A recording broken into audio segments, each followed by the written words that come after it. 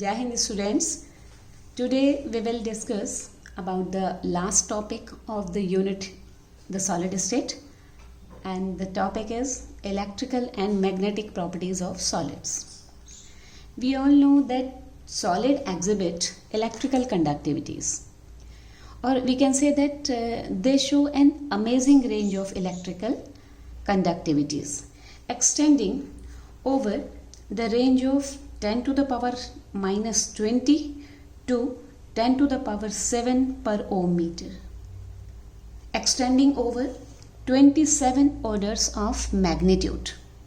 The range in between 10 to the power minus 20 to 10 to the power 7 per ohm meter. On the basis of their electrical range of conductivity, they can be divided into three types: conductors, insulators, and semiconductors. What are conductors? The conductors show the range of conductivity from 10 to the power 4 to 10 to the power 7 per ohm meter. Means the solid which allow the passage of electric current over this range.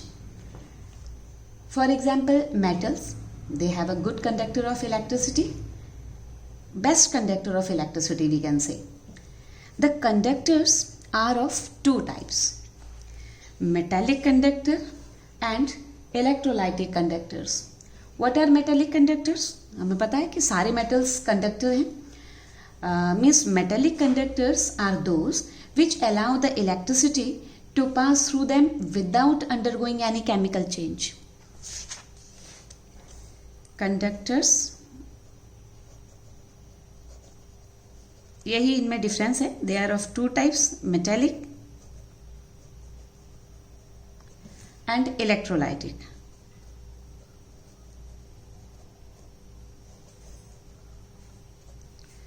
Metallic conductor and electrolytic conductor. Metallic conductor में जब electricity आप पास करा रहे then इसमें कोई भी chemical change नहीं show होगा. They pass electricity without undergoing any chemical change.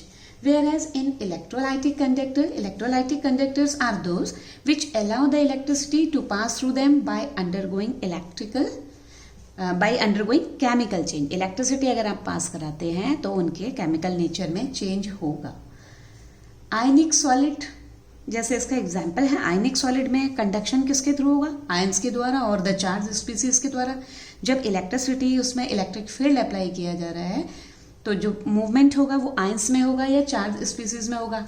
But we know that due to strong electrostatic force of attraction the ionic solids do not conduct electricity. इतने ज़्यादा वो टाइटली हेल्ड रहते हैं कि उनमें solid जब होंगे इलेक्ट्रोस्टैटिक फोर्स इतना ज़्यादा होगा कि कंडक्शन नहीं हो पाएगा.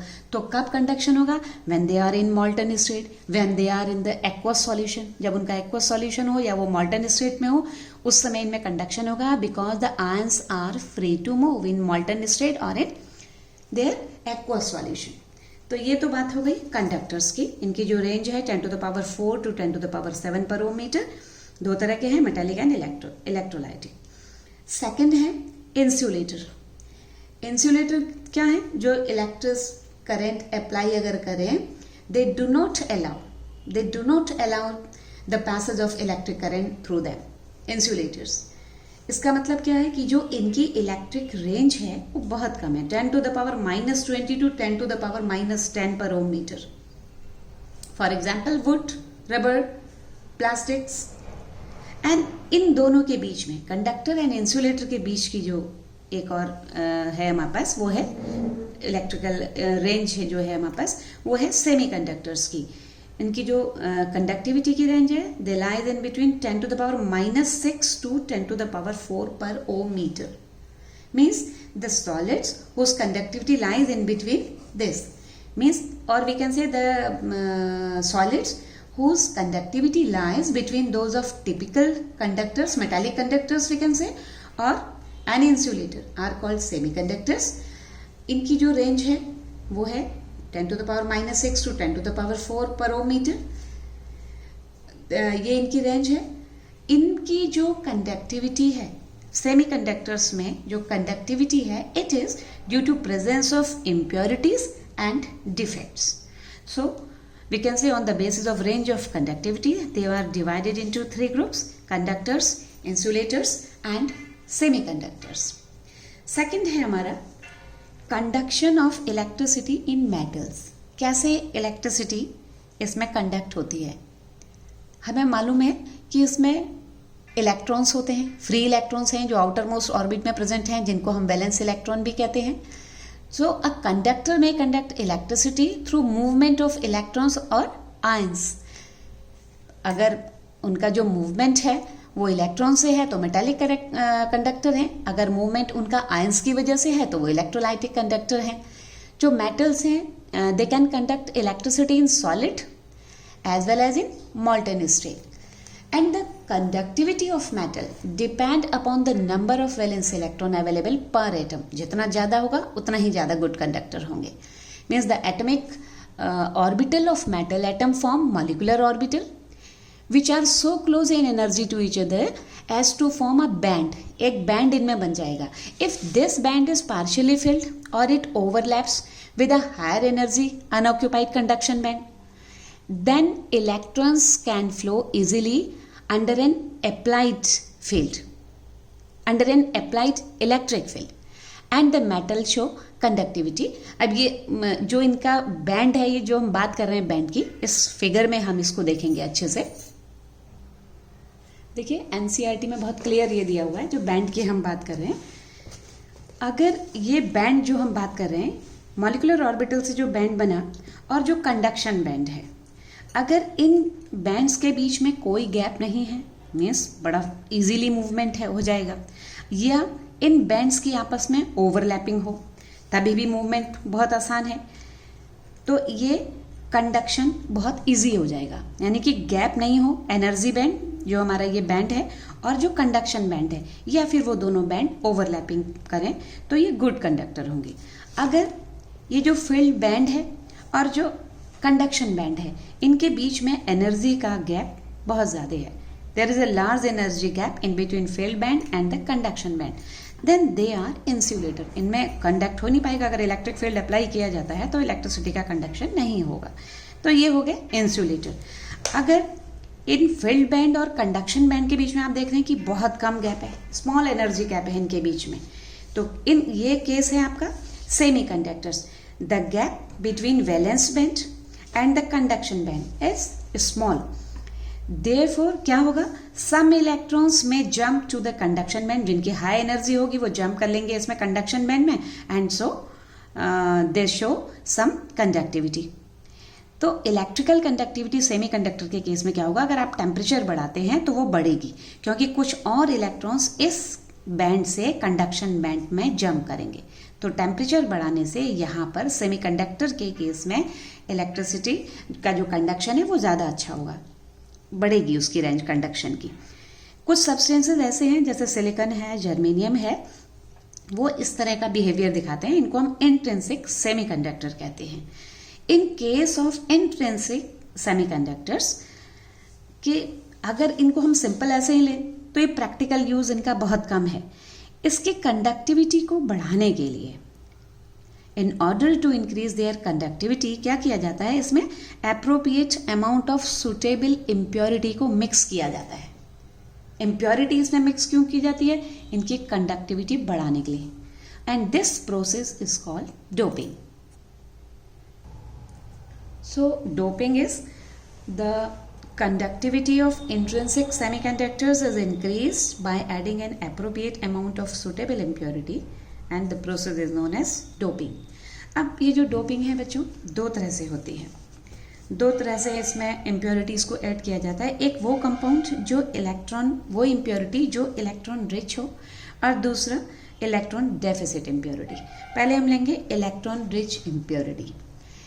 क्या होता है इलेक्ट्रॉन रिच इम्प्योरिटी में, जैसे हमारे ग्रुप 14 एलिमेंट्स हैं पीरियोडिक टेबल में, जैसे हमारा है सिलिकॉन, जर्मेनियम, आपको पता है ग्रुप 14 एलिमेंट हैं दोनों, ठीक है. तो इनमें जो वैलेंस इलेक्ट्रॉन है कितने होंगे, 4 वैलेंस इलेक्ट्रॉन होंगे, ग्रुप 14 एलिमेंट हैं. तो जो इनके क्रिस्टल्स में हर एटम 4 कोवेलेंट बॉन्ड बनाएगा अपने नीबर से, आपको पता ही है, जो वैलेंस शेल इलेक्ट्रॉन है 4 हैं, and they form the 4 covalent bond with its neighbours when doped with a group 15 element. यानी कि अगर इनमें ग्रुप 15 एलिमेंट की अगर इम्प्योरिटी ऐड करते हैं, जैसे कि ग्रुप 15 एलिमेंट है फॉस्फोरस और आर्सेनिक अगर हम लें, तो इनमें क्या होगा, ग्रुप 15 एलिमेंट में जो वैलेंस इलेक्ट्रॉन है वो होंगे 5 और इसमें है 4। तो इसके जो 4 वैलेंस इलेक्ट्रॉन है वो इनके साथ कोवेलेंट बॉन्डिंग में आ जाएंगे। तो एक इलेक्ट्रॉन, ठीक है ना, क्योंकि ग्रुप 15 है, 5 वैलेंस इलेक्ट्रॉन है, तो 4 out of this 5 electrons are used in the formation of 4 covalent bond with 4 neighbouring silicon atoms. अगर हम आर्सेनिक की बात करें तो अपने ये नेबरिंग एटम जो सिलिकॉन है 4, इसमें 4 से कोवेलेंट बॉन्ड कर लेगा। और अब क्या होगा, the 5th electron is extra and becomes delocalised. 4 इसमें है, 5 इसमें है, 4 की आपस में बॉन्डिंग हो गई and the 5th electron is delocalized. Then this delocalized electrons, जितने भी इतनी सारी बॉन्डिंग होगी, then this delocalized electrons increase the conductivity of doped silicon because they are free to move.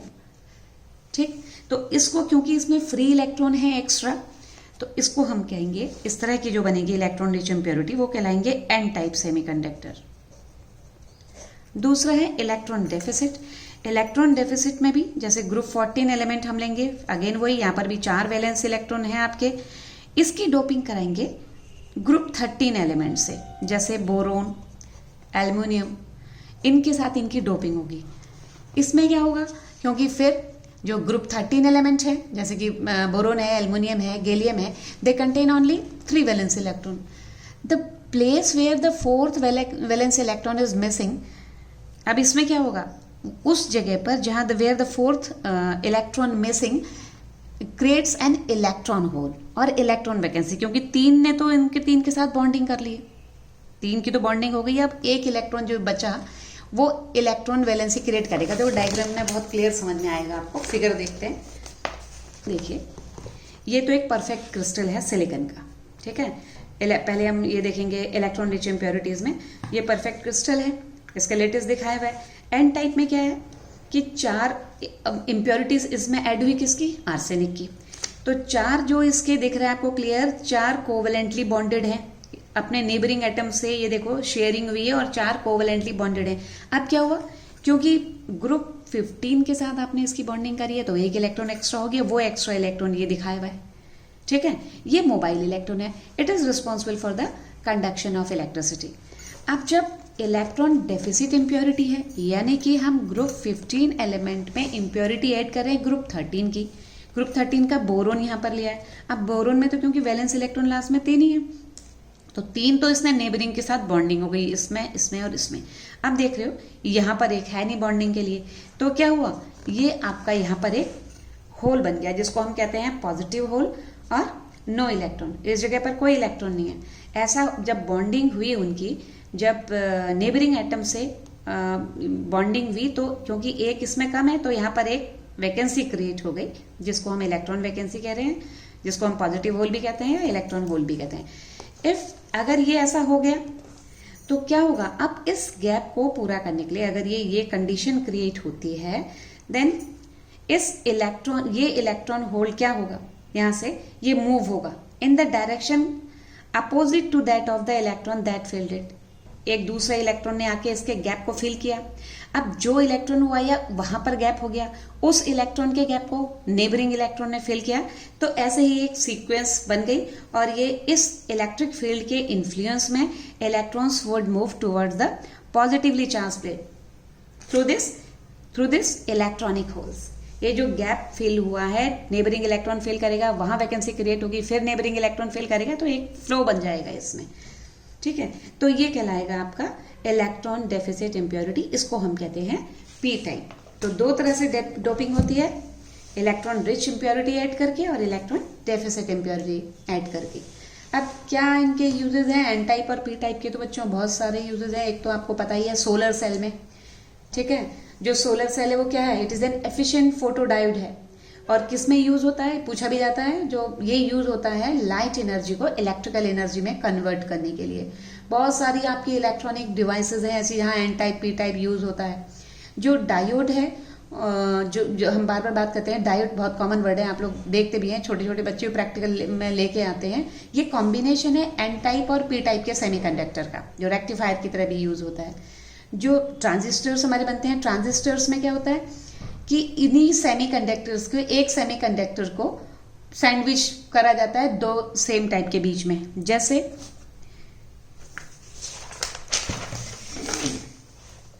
जैसे एन पी एन और या पी एन पी। तो कैसे बन रहे हैं? By sandwiching a layer of one type of semiconductor between the two layers of other semiconductor. यहाँ पर जो है एनपीएन है और यहाँ पर पीएनपी है।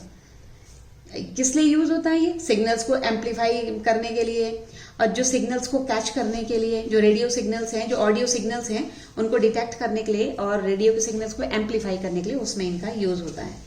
ये जो हमने डोपिंग पढ़ी, इसका बहुत ज्यादा यूज है। अब जो ग्रुप 14 एलिमेंट्स हैं, जर्मेनियम और सिलिकॉन उसमें मेन है। बहुत सारे इनके क्लास बनाई गई है जो दोनों तरह की डोपिंग्स है। उसमें एक कॉमन है, एक तो है ग्रुप 13 और ग्रुप 13 के साथ करवा रहे हैं हम कॉम्बिनेशन, और एक हम ग्रुप 13 और 15 का कॉम्बिनेशन करा रहे हैं, और दूसरा 12 to 16। इनके कॉम्बिनेशन से एक बहुत रेंज बनी हुई है इनकी कंपाउंड्स की, जैसे ZNS है, जिंक सल्फाइड है, कैडमियम का सल्फाइड है। ये सब एग्जाम्पल्स हैं ग्रुप 12 और 16 के बीच में जो कंपाउंड बनते हैं इन दोनों से डोपिंग से। तो ये कॉमन एग्जाम्पल्स हैं उसके। परफेक्टली कोवेलेंट बॉन्ड है, और जो इनका करेक्टर है, आयनिक करेक्टर भी जो है वो डिपेंड करता है इनकी इलेक्ट्रोनेगेटिविटी का डिफरेंस कितना है। तो ये तैयार करिए, एन टाइप, पी टाइप और पी टाइप, और ये जो आपके दो ये बन रहे हैं, तो इसके अगर आप पूछा जाता है एग्जाम में कि एप्लीकेशन क्या है, तो वहां पर आप ये शो करेंगे कि क्या एप्लीकेशन है। Otherwise P type, N type जो सेमीकंडक्टर है, इंपॉर्टेंट है एग्जामिनेशन पॉइंट ऑफ व्यू से कि डोपिंग क्या है, आपसे पूछा जा सकता है, तो आपको आना चाहिए और किस तरह से बनती है। दूसरा हमारा प्रॉपर्टीज है इसकी मैग्नेटिक प्रॉपर्टीज। ये हमने कहा था सॉलिड स्टेट की हमने एक इलेक्ट्रिकल प्रॉपर्टी डिस्कस करी, दूसरी है हमारी मैग्नेटिक प्रॉपर्टीज। मैग्नेटिक प्रॉपर्टीज किस वजह से होती है इलेक्ट्रॉन में? आपको पता है कि एटम में जो उसके चारों इलेक्ट्रॉन रिवॉल्व कर रहे हैं, उनमें दो तरह का मोशन है। एक तो है कि वो उसके चारों ओर अपने ऑर्बिट में भी घूम रहा है, रोटेटरी मोशन भी है, और एक अपनी ही एक्सिस के चारों ओर भी रोटेट कर रहा है, यानी कि रोटेटरी मोशन भी है। देखिए बुक में क्लियर दिखाया हुआ है।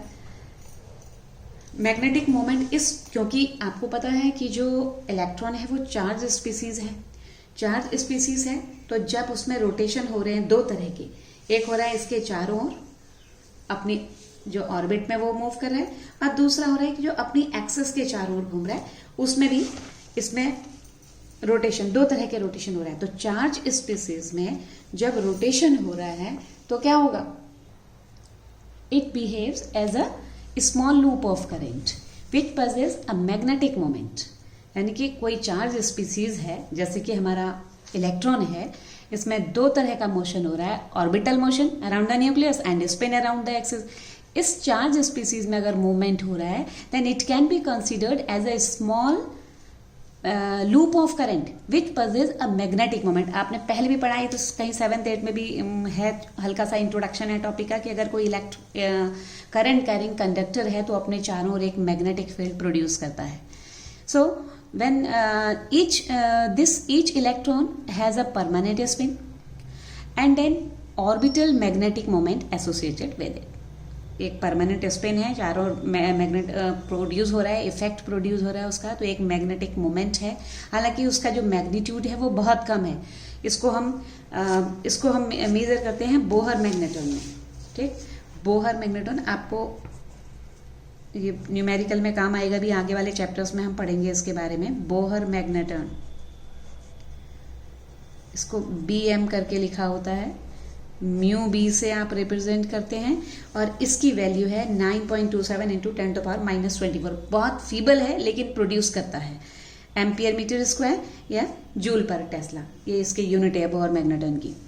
तो इनकी मैग्नेटिक प्रॉपर्टीज के आधार पर इनकी कितना उसमें फीबल है, या स्ट्रॉन्ग है मैग्नेटिज्म की प्रॉपर्टी, उसके बेसिस पर हम इनको डिफरेंट डिफरेंट कैटेगरी में 5 कैटेगरीज जनरली हैं, उसमें हम इनको डिस्क्राइब करते हैं। एक है आपका पैरामैग्नेटिज्म। पैरामैग्नेटिज्म 5 कैटेगरीज हैं। पैरामैग्नेटिज्म में क्या होगा, जो पैरामैग्नेटिक सब्सटेंसेज हैं ये वीकली अट्रैक्टेड होते हैं मैग्नेटिक फील्ड में।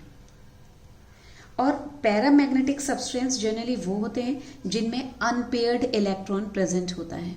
दो खास बात है, they are weakly attracted by a magnetic field and they are magnetized in a magnetic field in same direction. Weakly attracted होंगे और सेम डायरेक्शन में होंगे, ठीक। और दूसरी बात है, अगर आप इनको मैग्नेटिक फील्ड से हटा देते हैं तो ये अपना मैग्नेटिज्म लूज कर देंगे in the absence of magnetic field, यानी कि मैग्नेट तभी तक प्रोड्यूस हो रहा है जब तक ये मैग्नेटिक फील्ड के इफेक्ट में, उसके प्रभाव में है, ठीक। और ये बता दिया ये किस लिए है, due to the presence of one और मोर अनपेयर्ड इलेक्ट्रॉन्स। एग्जाम्पल है ऑक्सीजन Cu+2 आयंस है, आयरन के हैं और आपके क्रोमियम के हैं। ये ऐसे सब्सटेंस हैं जिनमें अनपेयर्ड इलेक्ट्रॉन प्रेजेंट हैं और फीबल शो करते हैं, और तभी शो करते हैं ये प्रॉपर्टी अपनी मैग्नेटिक जब ये मैग्नेटिक फील्ड के इन्फ्लुएंस में होते हैं। दूसरा हमारा आता है डायमैग्नेटिक।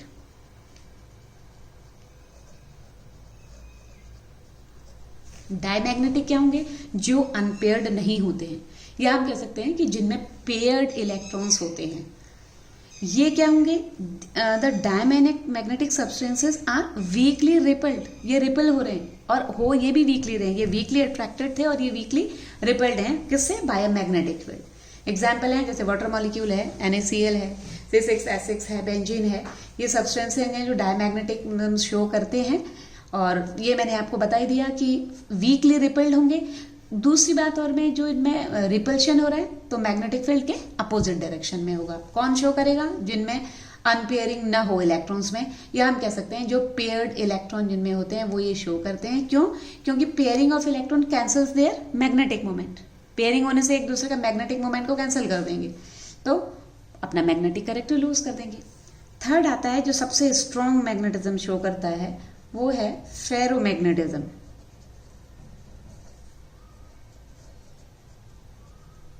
इसमें सबसे स्ट्रॉन्ग मैग्नेटिज्म शो करता है। इवन ये परमानेंट जो बनाए जाते हैं मैग्नेट वो उसी के बनते हैं। जैसे है आयरन है, कोबाल्ट है, निकेल है, they are attracted very strongly by a magnetic field, ठीक है। पैरामैग्नेटिज्म बहुत स्ट्रांग रूप में है तो ये फेरोमैग्नेटिज्म है, समझ लीजिए। और इवन इनमें इतना ज्यादा भी होता है, स्ट्रॉन्ग अट्रैक्शन तो इनमें है ये मैग्नेटिक फील्ड के लिए, और यही जो है परमानेंट मैग्नेटाइज भी किए जाते हैं। क्या होता है इसमें, in ferromagnetism the in solid state the metal ion of ferromagnetic substances, जैसे कि मैंने बताया अभी, such as iron, cobalt, nickel, तो इसमें क्या होगा, इसमें ग्रुपिंग हो जाती है मेटल आयंस की। The metal ions are grouped together into small regions. इन ग्रुपिंग को जो हम कहते हैं domains. Thus each domains act as a tiny magnet. जो डोमेन्स आपस में छोटे छोटे बन गए हैं, वो हर डोमेन एक टाइनी मैग्नेट की तरह बिहेव करेगा। And in an unmagnetized piece of ferromagnetic substance, जो डोमेन्स हैं दे आर स्कैटर्ड रैंडमली। जैसे ही मैग्नेटिक फील्ड में आते हैं तो डोमेन्स का है जो अलाइनमेंट हो जाता है, they get oriented in the direction of the magnetic field, ठीक है। जैसे ही स्ट्रॉन्ग मैग्नेटिक फील्ड प्रोड्यूस किया जाएगा, डोमेन्स जो हैं they all get oriented in the direction of the magnetic field, तो इसमें स्ट्रॉन्ग मैग्नेटिज्म वो जो है प्रोड्यूस हो जाएगा। तीसरा है, फोर्थ है हमारा एंटी फेरोमैग्नेटिज्म।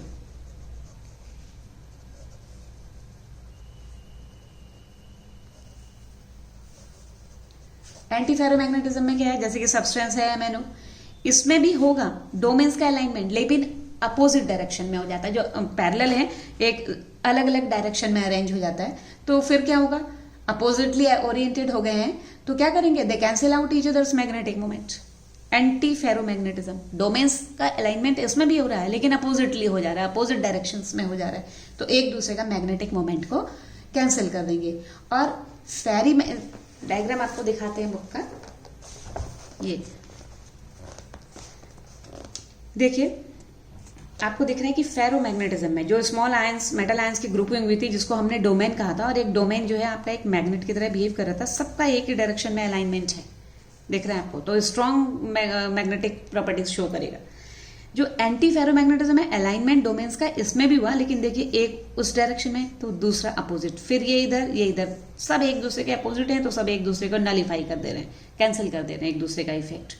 फिर एंटी फेरोमैग्नेटिज्म में फिर है आपका फेरी मैग्नेटिज्म। ध्यान दीजिएगा स्पेलिंग में, ये है फेरोमैग्नेटिज्म FERRO, ये है एंटी फेरोमैग्नेटिज्म, और ये है FERRI फेरी मैग्नेटिज्म।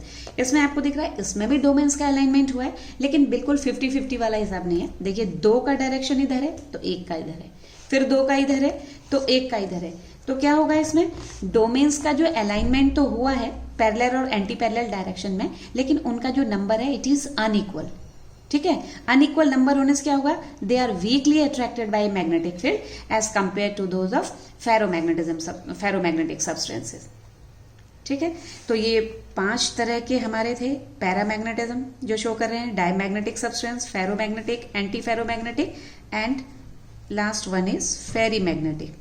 ये मैग्नेटिक प्रॉपर्टी जो हमारे सॉलिड सब्सटेंस शो करते हैं। आपका लास्ट टॉपिक था इलेक्ट्रिकल एंड मैग्नेटिक प्रॉपर्टी, यहाँ पर आपका सॉलिड स्टेट कंप्लीट हो गया।